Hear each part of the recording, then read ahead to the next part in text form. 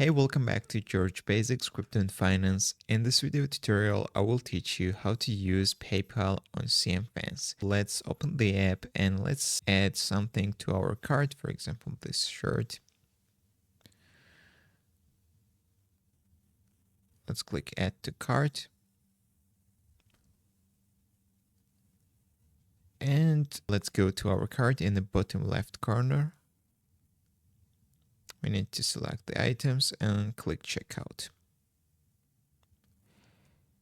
Then click Checkout again.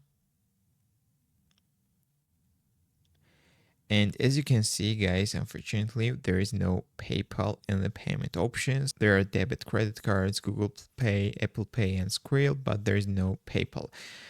There are some regulations on PayPal, but someday they might add PayPal into payment options. But before that, you can do the simple thing, guys. You can order PayPal debit card. So you just go to the Google and write the simple keyword in the search PayPal debit card and open the PayPal.